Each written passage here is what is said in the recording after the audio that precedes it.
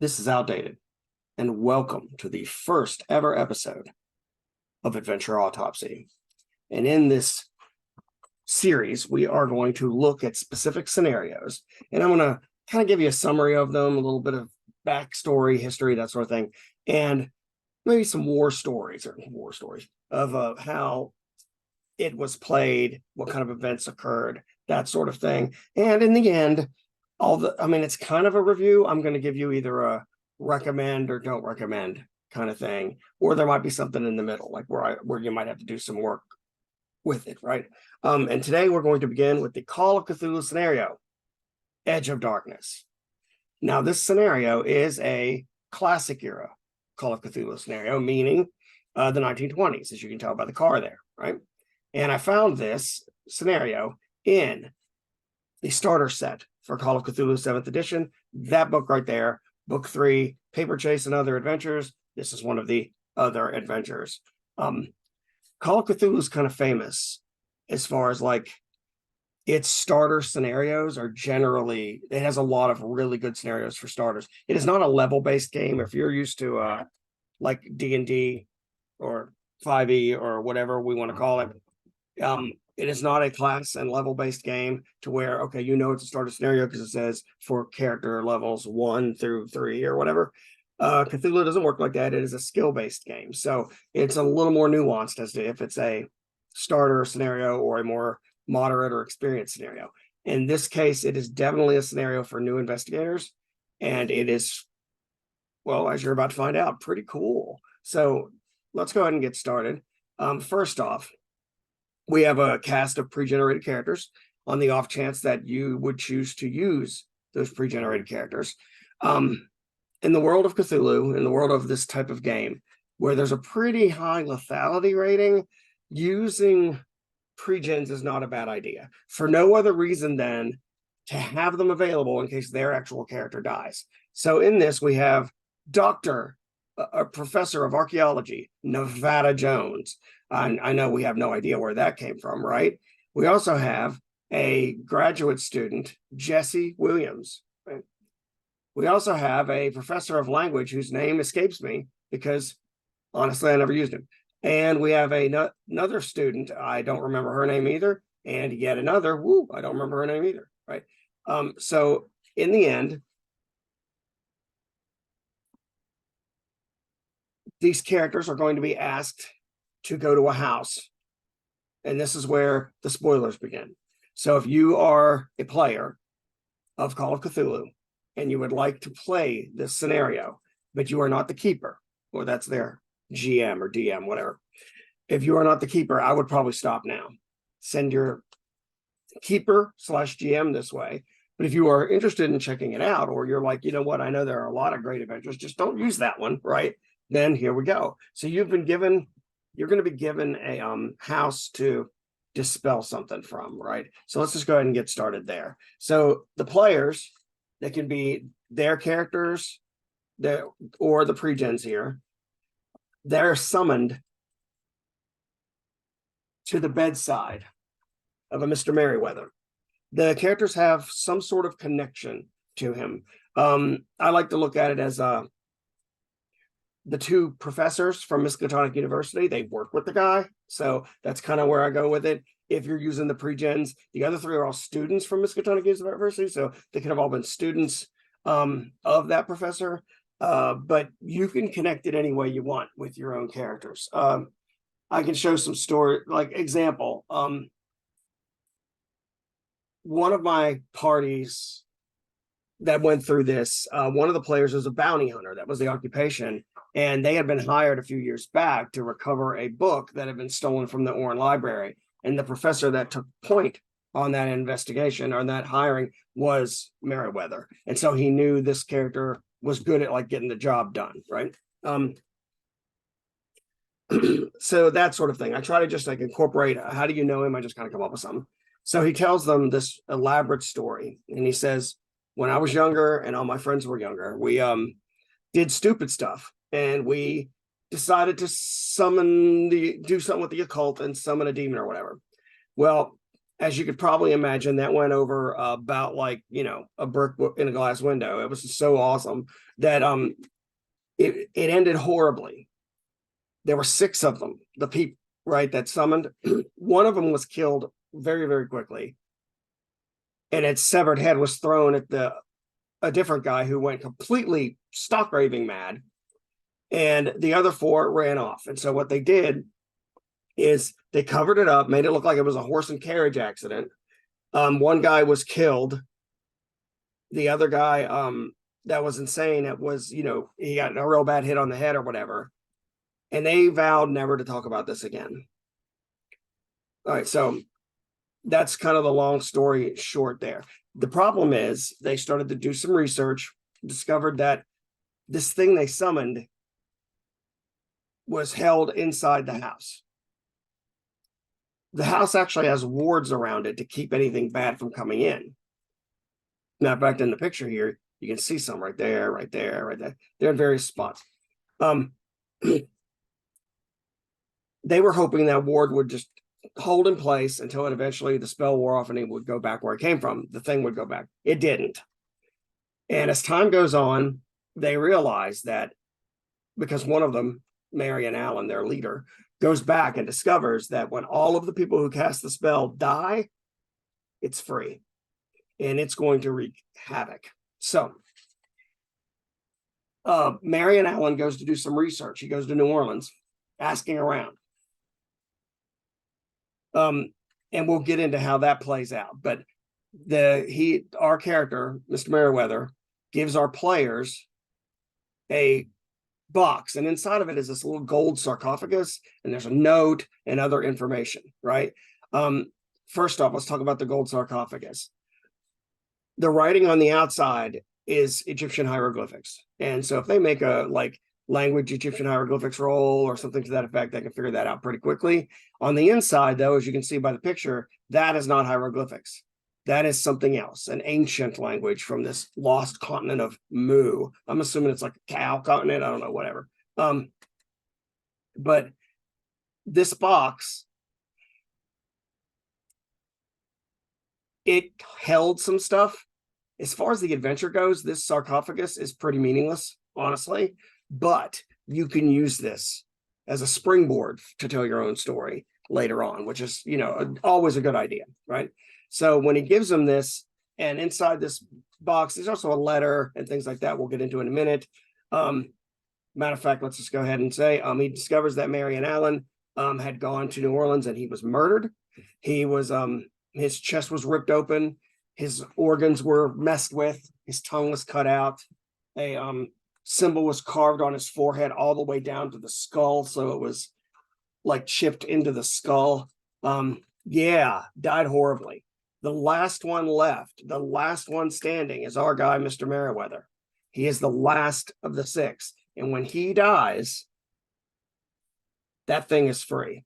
So before he dies, he wants these players to go to this house and cast the spell to dispel this thing, right? And he says everything you need is in the house. I mean, all of the details are there, but you need to go take care of it, right? Well, then he promptly dies. So let's talk about Merriweather's death. In the scenario itself, it doesn't say anything about how he died. This is an opportunity. I had it be like something mysterious, like he was coughing up this black goo or something that nobody knows what it is. It's not his blood, but it is biological, but it's not his. Does it have anything to do with this adventure? Does it have anything to do with the creature that's in the house? Maybe, maybe not. It makes them think it is, which adds a great amount of mood, right? But it doesn't have to be. You could use this as a springboard for another adventure again, right? Also, the people that killed Marion Allen. There's no guarantee or indication that those people that killed him are directly connected to this thing in the house. That could be yet another springboard for an adventure. But one of the things that makes this one so good is it has so many ways for you to build on it, right? So the characters have a lot of options of what to do after Alan dies, including talking to the nurses and the widow and all that. And they, that's where I put in the died of mysterious circumstances shit. And when they do the research on Marion Allen, they discover this right here, that he was killed, right? They can do some research on the house itself.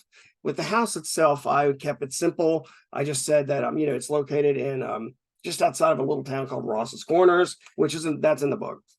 And I said, like somebody had owned it, they'd sold it at some point, somebody else had bought it, but never like did much with it. Then they eventually sold it to Mr. Merriweather, Marion Allen, and 4 others that were all on the deed. And as time went on, those people died off. And right now, the only name on the deed was Mr. Merriweather, who, I need to point out, paid his taxes every single year. But he would never go back to the house because he knew what was inside. So eventually players will get a hold of a map of the house. And this right here is the top floor. You can see this is like this is the front door. This is the one room, there's the other, and there's a stairs. This is the attic. This is the basement. I did not give my players this map. I showed them in the book like this. Well, no, this is not it. In the book, there's a like player version, and it doesn't. Oh no, you know what? Yeah, this is there. I kind of showed them this, right? Because this doesn't give anything away. So, as they get to the house, after they've done all their research, they get to the house. As they're going in, I have them do like a spot hidden roll to see if they notice some things. A couple things that you could notice is out here somewhere, they'll find a dead raccoon. And the raccoon looks like it had almost like a cylinder like this went into its chest, sucked out its heart and the bone and skin above it, and just ripped it right out. And it was gone. It's dead. A dead raccoon, right? But its manner of death is what I thought was interesting. Also, they find a body of a middle-aged woman. I think her name was McFurter, and she had gone off last night looking for something. You could hear about this in Ross's Corners, your characters can. And, she had apparently gone off and kind of disappeared, and they were looking for her now. Well, you find the body, and she's killed the exact same way. Chest thing. You go in the barn, and I let them use a luck roll to see if they found anything useful. One of my parties didn't even go into the barn. They didn't mess with it. The other one did. And I said, well, they found a reaper, because they said, is there anything here I can use as a weapon? And when I'm thinking, what on a farm back in the 18 and 1900s would possibly be there that could be used as a weapon, like a reaper, because that's how you would farm wheat and stuff. So, I had them do that. And one of my characters, who never got to use the thing, interestingly, but one of the characters did end up getting that reaper that they're walking around being all grim reapery. Okay, so something to consider. When Merriweather died, the spell ended. The monster who was trapped in the house left the house. He's gone, right? And he killed the raccoon. He killed the lady, McFurter. He also killed a bunch of other animals, and their bodies are up here in the attic, but we'll get into that in a minute. Here's the thing. The house is warded. The main floor has wards. The basement has wards. The attic does not have wards. So what this thing's been doing is been going, hunting to feed, and coming back to that attic. And that's kind of its base of operations. So when the characters get to the house and they go in, I gave them a listen check to see if they could hear it rustling around up there. One party succeeded, the other party did not. Then they came in here and, they started doing some exploring. So long story short, at some point, somebody's going to get the idea, hey, we need to go into the basement, right? And so here's the stairs to the basement. I had them, they checked and saw that there were wards, but there weren't any to the basement door, which probably indicated that the wards were in the basement and the whole area was covered, right? And as they go down the steps, they have to make a spot hidden check to see somebody down there about to attack them with a chair leg or a table leg. Sorry, it was a table leg. So it ends up both parties succeeded in this check. And as they were going down the stairs, they were able to avoid getting attacked by Red Jake. Red Jake is, and this is the term, this was in the 1920s. So during the Great Depression, Red Jake was literally a hobo. He's been traveling the country on a train trying to find work. he gets off here and ends up in this house in the basement. Long story short, they could have noticed upstairs a walking stick that looks relatively new. The back door is ajar, but in an old place like this, who knows? But in the last night or two, he's been, especially last night, he's heard some stuff. He heard some scary things. So he didn't want to leave. So he's been hiding in the basement. Because he's been in the basement the whole time, he's been safe. Because once that monster left the house, it couldn't get back in except the attic. And he stayed in the basement. So, but he's heard it, killing little animals and killing McFurter outside, but he didn't know. Okay, so interesting factoid on how this played out. Both parties were able to detect him there. One party just told him to get out of here. He made a run for it, and the monster swooped out and killed him. The other party, one of the characters realized, wait a minute, if that thing can get anything outside, aren't we just like giving him something to eat? Aren't we basically DoorDash, right? Or whatever. So they're like, they tried to convince him to stay out of the way, but they got all the equipment and stuff they needed for the ceremony, including a symbol they had to draw, in this case, redraw on the floor, and this chant they had to do and all that. And one of the groups, the one that Red Jake was still alive, is like, they asked him, hey, because there were only 3 of them left. They started with 4 characters. We were down to 3. I'll get to that in a minute. But they're like, you know, like if none of us are chanting at any given time in the 3 hours we have to go, the spell is ruined. And if it's close to the end, we could all end up dead because the thing will then be back inside. And if the spell messes up, like it could all end badly. So they get Red Jake to help them. So what happens is as you go, there are sanity checks to make sure the characters can stay focused and all that stuff. And especially if there are distractions, right? So Red Jake has a sanity of like 37. Jesse Williams, who was alive at the time, had 49 at that point. She lost 1 for something. The other 2 characters were in a higher number range, like 60 and 70, I think. They were a little better off, right? So they start chanting. While they're chanting, there's this voice outside. Come help me, come help me. In both cases, characters opened the door and looked and saw a woman coming towards them. Once the woman gets close enough, they realize it is the corpse of Mary McFurter, or whatever her first name was, I can't remember, with her chest ripped out, and she's trying to get into the house. So one party, the character that was being used was literally a gangster, and they had a pistol with them, so they just tapped, pop out, and shot it in the head, and it went down. The other one, this character, the bounty hunter guy, and the other time I ran him, he wasn't able to tell that it was his walking corpse until they got really, really close. So he put his foot on it, shoved it back out the door, slammed the door.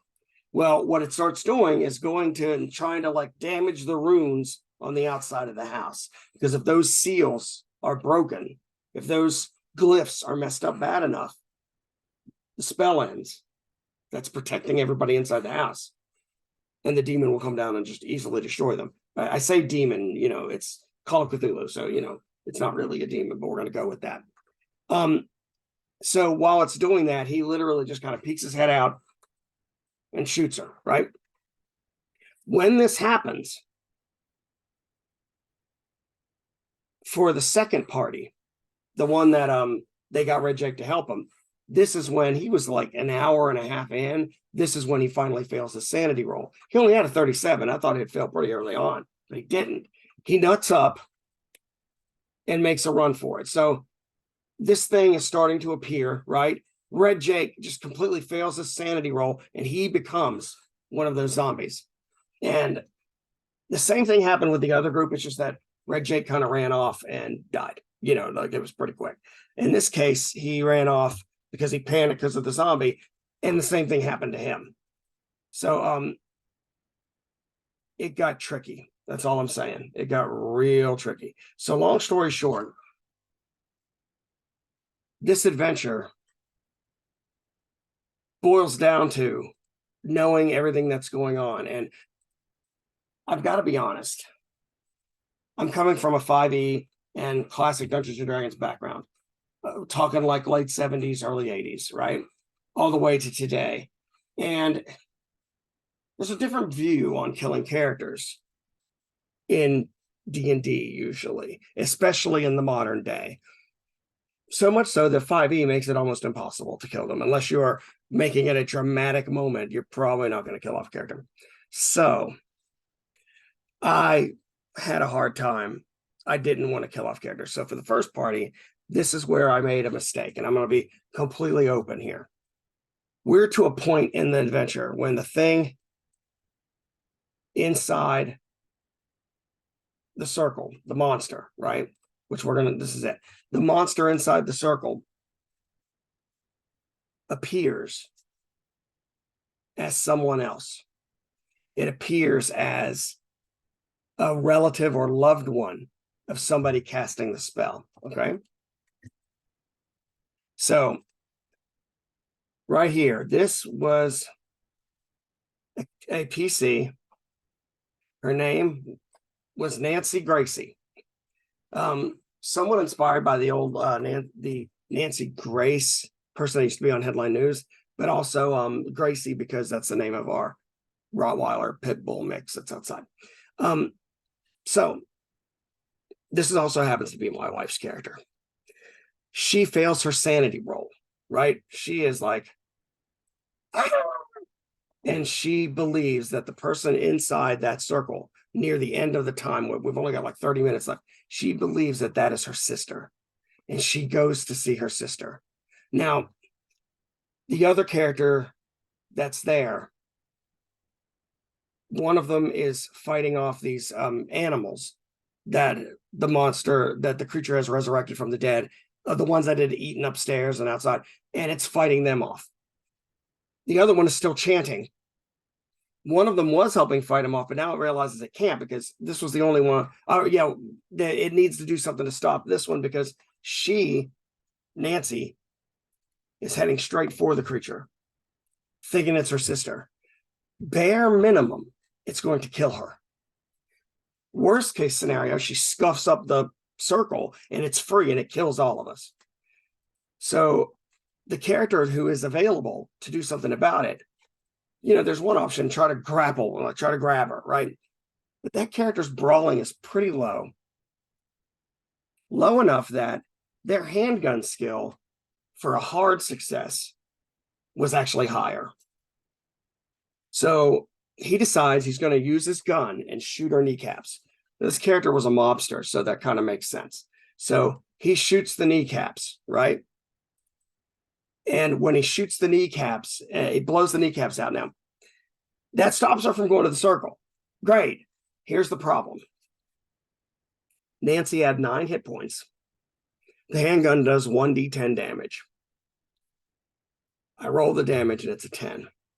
It was behind the screen, so I decided I was going to fudge it and not, because it was the very first adventure. I didn't want somebody to die in their very first adventure and the first time they've ever played Call of Cthulhu. So I made it 5 damage. Problem. One of my daughters saw the number and said out loud, "You let her live." And then the other daughter's like, "Oh, you let her live." And my wife got bothered. She did not think that should have happened, right? So straight up, she's right. I should have let the character die. That would have been an incredibly powerful moment. That in their very first adventure, this newly formed organization, because that's what's going to eventually happen to these guys, these characters, loses someone to the hands of another member trying to save everyone's life. Instead, they end up having to kill one of them. That is very Call of Cthulhu, right? So I learned that lesson.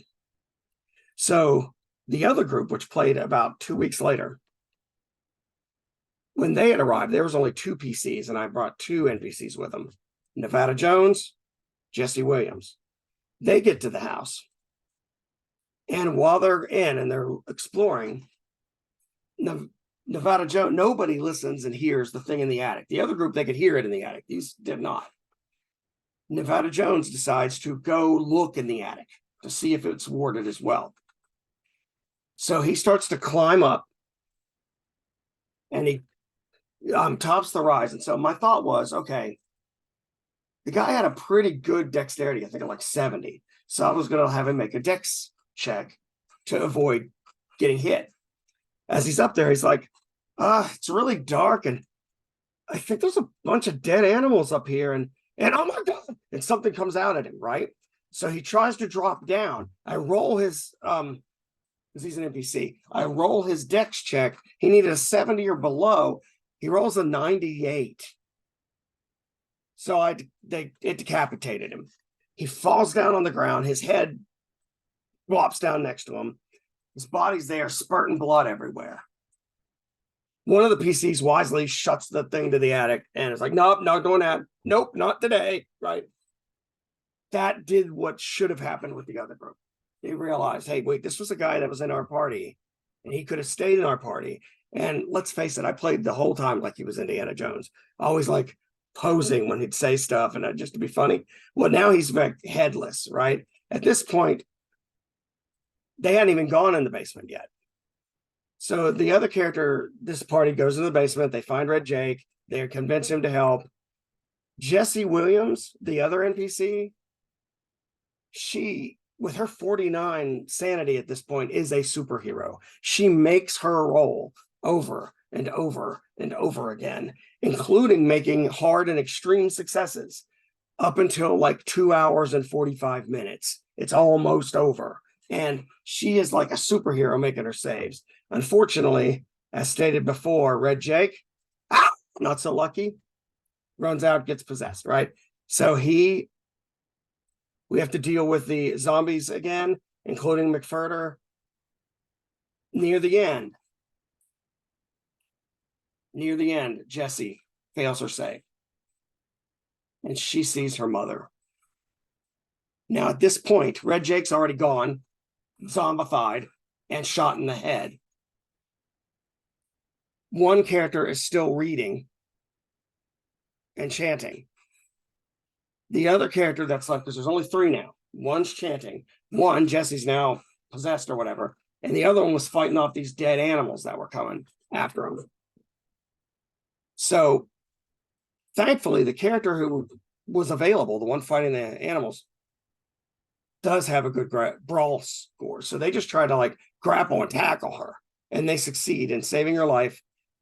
And they, even though she failed her sand roll, they are able to take this thing down. And so Jesse survives. The 2 PCs survives, but they lost a member. So I learned a good bit from this adventure. And I've never done, before doing this adventure, I had never was a keeper for Call of Cthulhu. Like I said, I've always been fantasy D&D stuff. I mean, back in the day, I did like Marvel superheroes, like the original from the 80s, DC heroes, Star Frontiers. There were a bunch of games back then that were around that we played a lot of. Call of Cthulhu was just never one of them. And I think it's because TSR was like the big player in the market at the time. And I live in a very small town. There was just not a lot of options. There was one store in town that carried any of this stuff. And basically all they carried was D&D and the occasional item that D&D's company TSR released. In the end, I absolutely loved this adventure. If this is any indicator about the quality of Call of Cthulhu scenarios, this is pretty up there. It gives you a nice supernatural villain that isn't completely explained. It gives you like a compact setting. It gives you that chance to investigate and meet different people. Everything played out differently with the 2 groups. One group went about the whole thing in a completely different way. They realized at the end they could keep the house as like a base of operations and continue to do this. The other group, they actually had like a professor at the college that was directly helping them, and because of how their interactions played out and the role play played out and all that. And that's where it is. I think there's an emphasis on role playing and an emphasis on how intelligent is your player that I feel like isn't around in most modern RPGs anymore. And that includes 5e. I feel like 5e is more of a tactical exercise nowadays. And it's basically very much encourages motor hoboism since they get experience from killing things. Now, if you use milestone experience, that kind of solves it, but the emphasis on the combat's still there to where they don't necessarily feel like they need to do other things, right?